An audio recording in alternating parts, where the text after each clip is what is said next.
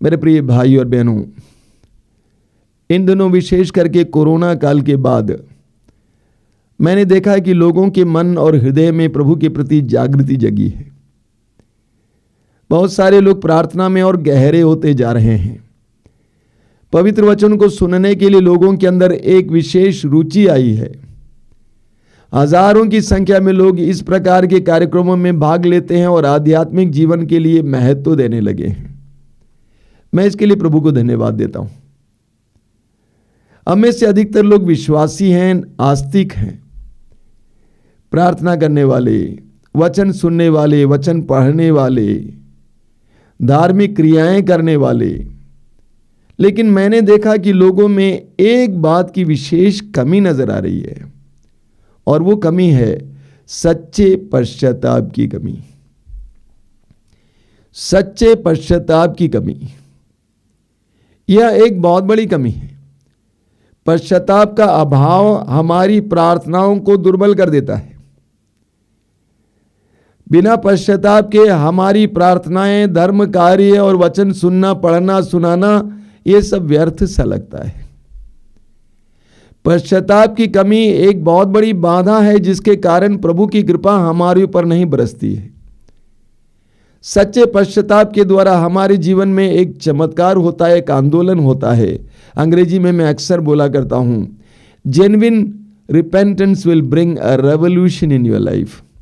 सच्चा पश्चाताप हमारे जीवन में एक चमत्कार करेगा, आंदोलन लाएगा। यही कारण है लूकस के सुसमाचार के अध्याय 13 उसके वाक्य 3 में प्रभु कहते हैं, यदि तुम पश्चाताप नहीं करोगे तुम सब के सब नष्ट हो जाओगे। वाक्य 5 में भी इसी बात को प्रभु दोहराते हैं, यदि तुम पश्चाताप नहीं करोगे तो तुम सब के सब नष्ट हो जाओगे, क्योंकि पाप विनाशकारी है। पाप में विनाश छिपा हुआ है। हम पढ़ेंगे रोमियों के पत्र के अध्याय 6 वाक्य 23 में संत पौलुस कहते हैं, पाप का वेतन मृत्यु है। पाप हमें मृत्यु की ओर ले जाता है, अधर्म हमें विनाश की ओर ले जाता है। प्रवक्ता ग्रंथ अध्याय 19 वाक्य 4 में प्रभु का वचन कहता है, जो पाप करता है वो अपने आप को हानि पहुंचाता है। तो पाप और अधर्म हमें विनाश की ओर ले जाता है, लेकिन पश्चाताप हमें नया जीवन प्रदान करता है। यूदस इस्करियोती का उदाहरण लीजिए। पश्चाताप के अभाव में वो नष्ट हो गया। उसको इस बात का एहसास हुआ कि मैंने एक धर्मी को पकड़वा दिया है, मैंने गलत किया है, लेकिन उसने ईश्वर की दया की ओर मुड़कर ईश्वर से दया की भीख नहीं मांगा। इसलिए पाप उसे ले डूबता है, वो बर्बाद हो जाता है। उसने आत्महत्या की। यही कारण है प्रभु यीशु ने जब सुसमाचार की घोषणा का कार्य शुरू किया, मार्कुस अध्याय 1 वाक्य 14 और 15 में हम पढ़ते हैं कि प्रभु ने कहा, पश्चाताप करो, पश्चाताप करो।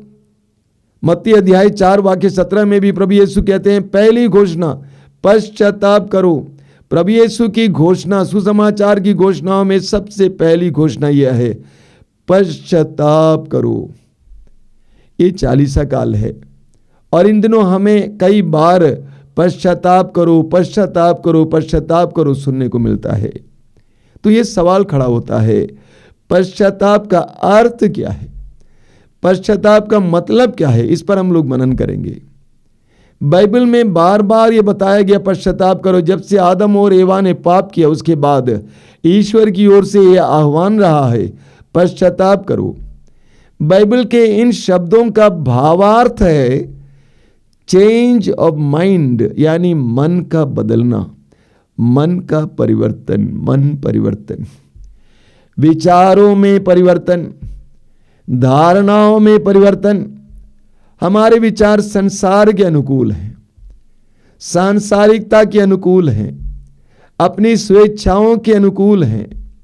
और इसीलिए इस्यास नबी अध्याय 55 वाक्य 8 और 9 में प्रभु कहते हैं, तुम्हारे विचार मेरे विचार नहीं है, तुम्हारे विचार मेरे विचार नहीं है, मेरे मार्ग तुम्हारे मार्ग नहीं है। यही तुम्हारी कमजोरी है, समस्या है। तुम्हारे विचार मेरे विचार नहीं है। इसलिए इस्यास अध्याय 53 वाक्य 6 में लिखा हुआ है, हम सभी अपनी अपनी राह पकड़कर भटक गए। हम सभी अपनी अपनी राह पकड़कर भटक गए। हमारे विचार ईश्वर के विचार के अनुसार नहीं है। यही हमारी समस्या है। मैं आज आपको पश्चाताप के बारे में बताता हूं, लेकिन पहले मैं भी वैसा ही था। मेरे भी विचार संसार के अनुकूल था, संसार के मूल्यों के अनुकूल था, अपनी इच्छाओं के अनुकूल था, जब तक कि मैंने पवित्र वचनों को सुनना नहीं शुरू किया, पढ़ना शुरू नहीं किया, व्यक्तिगत प्रार्थना में समय बिताना शुरू नहीं किया। जब से पवित्र वचन को सुनने लगा, उस समय से मुझे इस बात का एहसास हुआ कि मेरे विचार गलत हैं, मेरी धारणाएं गलत हैं। सब कुछ जानने वाले, सर्वज्ञानी, सब कुछ को जानने वाले ईश्वर का विचार मेरे विचारों से अलग हैं। धीरे धीरे मेरे विचार भी बदलने लगे। तो पश्चाताप का मतलब है चेंज ऑफ माइंड, मन परिवर्तन। यूनानी भाषा में एक शब्द है जिसके बारे में आपने बार बार सुना होगा, मेटानोइया। पश्चाताप का यूनानी शब्द है मेटानोइया। मेटानोइया का मतलब है पीछे मुड़, अबाउट टर्न। जिस मार्ग से तुम गुजर रहे हो, मार्ग तुम्हारे लिए विनाशकारी है, ये तुम्हारे लिए अच्छा नहीं है, ये पाप का मार्ग तुम्हारे लिए विनाश का मार्ग है, इसीलिए पीछे मुड़ो। यानी अपने जीवन को बदलो, मार्ग बदलो। तो पश्चाताप का दूसरा अर्थ है मार्ग बदलना, जीवन बदलना। हम पढ़ेंगे बारूक का ग्रंथ, उसके अध्याय 4 वाक्य 28 और 29 में लिखा हुआ है, तुमने पहले ईश्वर से दूर हो जाने की बात सोची थी, अब 10 गुने उत्साह से उसके पास लौटने की चेष्टा करो। बहुत सुंदर वचन है। क्या लिखा हुआ है? तुमने पहले ईश्वर से दूर हो जाने की बात सोची थी, अब 10 गुने उत्साह से उसके पास लौटने की चेष्टा करो, क्योंकि जिसने तुम पर इन विपत्तियों को आने दिया वही तुम्हारा उद्धार कर तुम्हें अनंत आनंद प्रदान करेगा। जिस मार्ग से तुम ईश्वर से भाग रहे थे, अब 10 गुना उत्साह के साथ उसके पास वापस आ जाओ। तो पश्चाताप का मतलब है कि सबसे पहले अपने मन को परिवर्तित करना, मन परिवर्तन, विचारों में परिवर्तन। दूसरा, जीवन परिवर्तन, मार्ग परिवर्तन। हमें जकेउस में इन दोनों बातों का सुंदर उदाहरण मिलता है। सुसमाचार में हम पढ़ते हैं लूकास अध्याय 19 में जकेउस के बारे में। जकेउस को पापी ठहराया गया था। क्यों? क्योंकि वो पाप करता था, उसकी जीवन शैली गलत थी। लेकिन हमने देखा कि जकेउस के अंदर परिवर्तन आता है यीशु के पास आने के बाद, या यीशु उनके जीवन में आने के बाद। हम सुसमाचार के जकेउस में इन दोनों का सुंदर उदाहरण पाते हैं। लूकास का सुसमाचार अध्याय 19 में हम जकेउस के बारे में पढ़ते हैं, धनी इंसान था लेकिन पापी माना जाता था, क्योंकि उनके विचार और जीवन शैली पापमय था। जकेउस का जीवन का उद्देश्य था धन कमाना, भोग विलास, ऐश आराम, और उसके लिए उसने न जाने क्या क्या नहीं किया। और उसकी जीवन शैली थी ठगने, धोखा देने की, अन्याय करने की, शोषण करने की। यीशु के उसके जीवन में आने के बाद उसका जीवन परिवर्तित हो गया। जकेउस का मन बदल गया। वो समझ गया कि धन में सब कुछ नहीं है, धन ही सब कुछ नहीं है। इसलिए उसने निर्णय लिया कि मैं आधी संपत्ति गरीबों में बांटूंगा। उसने अपनी जीवन शैली को बदला, अपना मार्ग बदला, धोखा देने के मार्ग को बदला और कहा कि मैं जिनको ठग चुका हूं उनको मैं 4 गुना लौटाऊंगा। यह सुंदर उदाहरण है पश्चाताप के लिए। जकेउस का उदाहरण, मन परिवर्तन, विचार परिवर्तन, साथ ही साथ जीवन परिवर्तन, मार्ग परिवर्तन। सूक्ति ग्रंथ के अध्याय 28 उसके वाक्य 13 में वचन कहता है, क्या कहता है? वचन कहता है, प्रभु कहते हैं, जो अपने पाप को छिपाता है वह कभी उन्नति नहीं करेगा। जो अपने पाप को छिपाता है वह कभी उन्नति नहीं करेगा, लेकिन जो उसको प्रकट करता है और उसका परित्याग करता है उस पर दया की जाएगी। एक बहुत शक्तिशाली वचन है। प्रभु का वचन कहता है, जो अपने पाप को छिपाता है वह कभी उन्नति नहीं करेगा, लेकिन जो उसको प्रकट करता है और उसका परित्याग करता है उस पर दया की जाएगी। 2 बातें बताई गई हैं।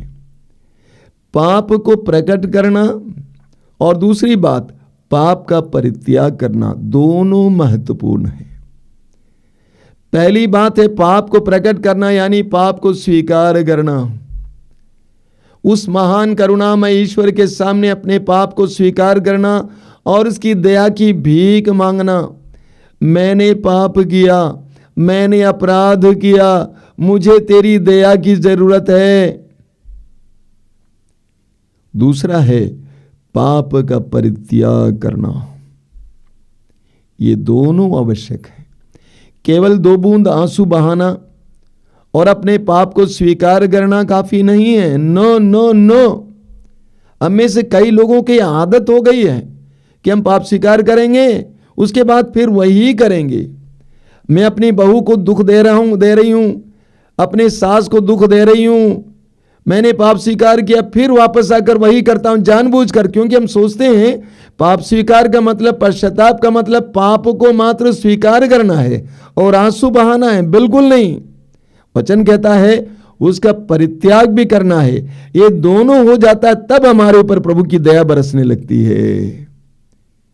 पाप को स्वीकार करना और पाप का परित्याग करना, ये दोनों आवश्यक है।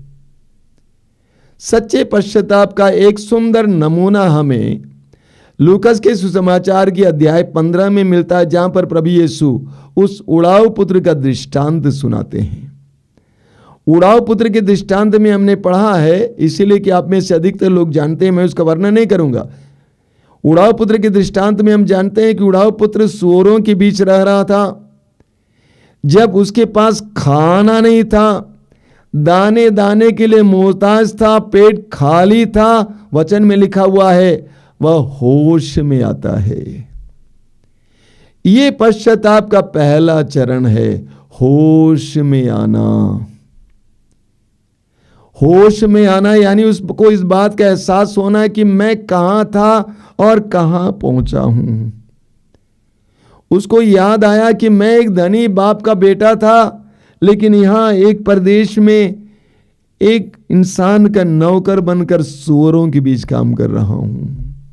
उसको अपनी असलियत का एहसास हुआ। मैं कहां था, कहां पहुंच गया हूं।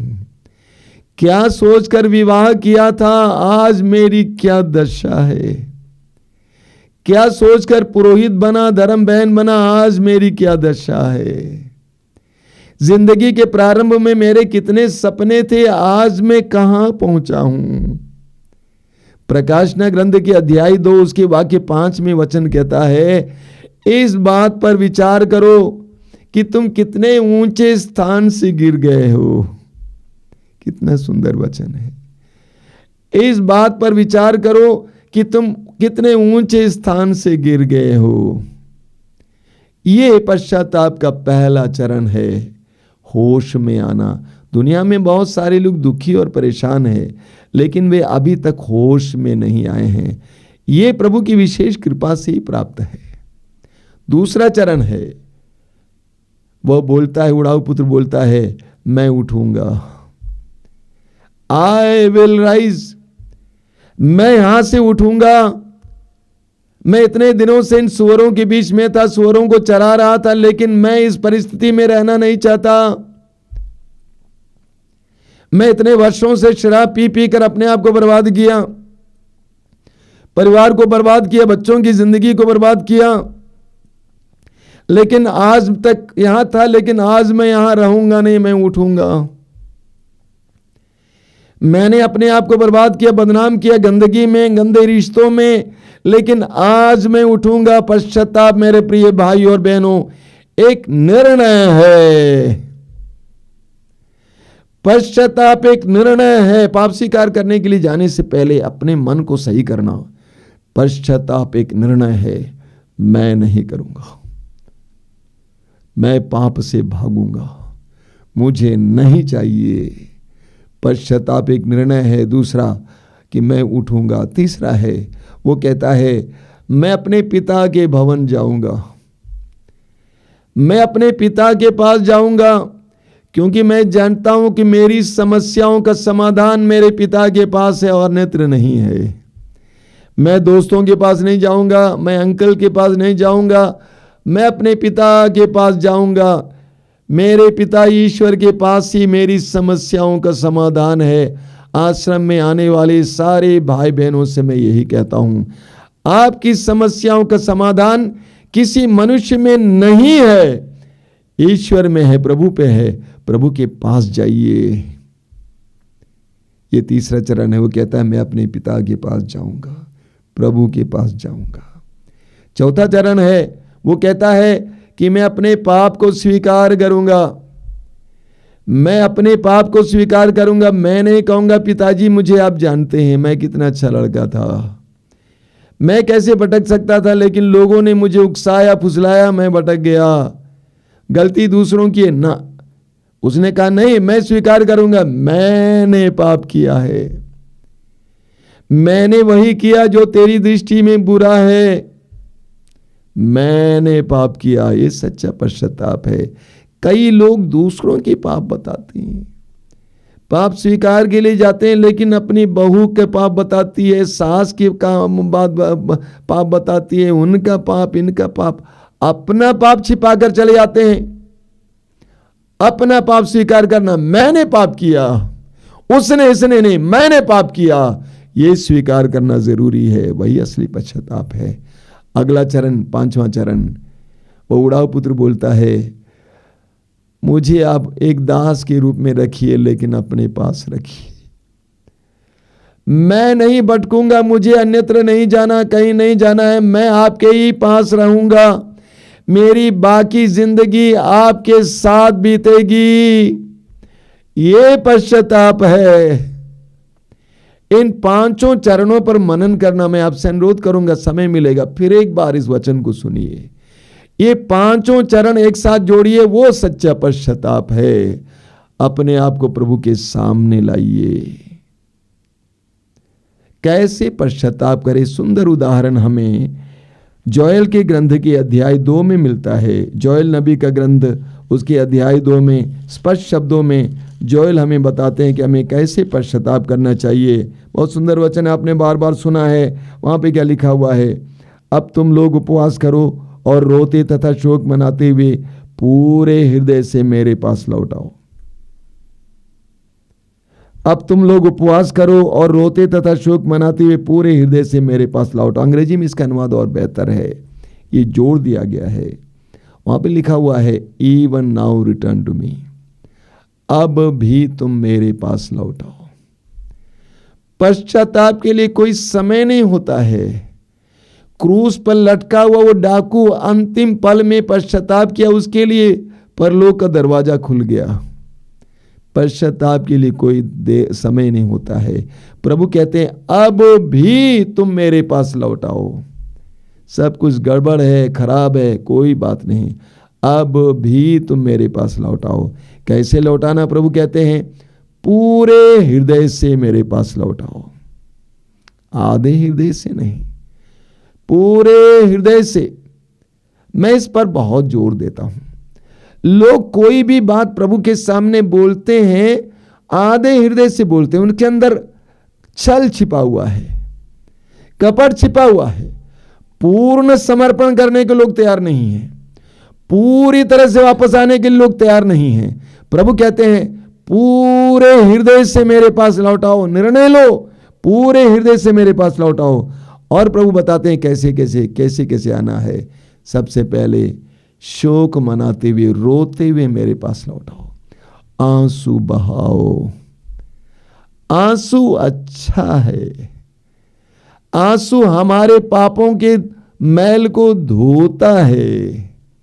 लूकस अध्याय 7 का उदाहरण लीजिए, उस नारी का उदाहरण जो एक पापनी नारी थी, यीशु के चरणों के सामने खड़ी होती है और आंसू बहाती है, इतने आंसू कि यीशु के दोनों पैर धुल गए। उन आंसुओं के द्वारा उसने अपना पश्चाताप किया। एक भी शब्द नहीं बोली, एक भी शब्द नहीं बोली। यीशु ने उसको शांति दी। आंसू बहाना, हृदय को फटने देना अच्छा है। अगला प्रभु कहते हैं उपवास करते हुए मेरे पास लौट आओ। तुम्हारे शरीर ने तुम्हें पाप के लिए मजबूर किया, अब उस शरीर को तपाओ, उपवास करो, उस शरीर को महसूस होने दो, तकलीफ दो, उपवास करो। निनेवे के लोगों ने, राजा से लेकर रंग तक सारे लोगों ने उपवास किया और प्रभु की दुहाई दी। जो विनाश और विपत्ति उनके ऊपर आने वाली थी वो टल गई। प्रभु कहते हैं उपवास करते हुए मेरे पास लौट आओ। मेरे प्रिय भाई और बहनों, ये 40 काल हमारे लिए सच्चे पश्चाताप के लिए समय है। हर किसी को ये करना है। सिर्फ प्रार्थना करना काफी नहीं है, वचन सुनना काफी नहीं है, रोना काफी नहीं है। सच्चा पश्चाताप अनिवार्य है। सच्चे पश्चाताप के अभाव में हमारी प्रार्थनाएं फीकी पड़ जाएंगी, हमारी प्रार्थनाओं में कोई शक्ति नहीं रहेगी। इसीलिए कलीसिया हर साल हमारे लिए 40 दिन 40 काल देती है, ताकि हम पश्चाताप करें, अपने मन को बदलें, अपने विचारों को बदलें, अपनी धारणाओं को बदलें, अपने जीवन को बदलें, अपने मार्ग बदलें, ताकि हम अनुग्रह के योग्य जीवन जी सकें। आइए हम प्रार्थना करें। प्रभु यीशु, धन्यवाद देते हैं इस समय के लिए। हम जानते हैं कि इस समय तू हमारे बीच में विराजमान है। तू अपने पवित्र वचनों को हमारे सामने खोल रहा था, पवित्र आत्मा के द्वारा हमें प्रकाश दे रहा था, ताकि हम तेरे पवित्र वचनों को सुन सकें, ग्रहण कर सकें। प्रभु यीशु, इस पश्चाताप के समय, इस 40 काल में हमें सच्चा पश्चाताप करने के लिए कृपा दीजिए। इस कार्यक्रम में, इस प्रार्थना में भाग लेने वाले एक एक भाई बहन को एक सच्चा पश्चाताप करने के लिए, जीवन के विचारों को बदलने के लिए, मार्ग बदलने के लिए, मन बदलने के लिए, जीवन बदलने के लिए कृपा दीजिए यीशु, कृपा दीजिए यीशु, कृपा दीजिए।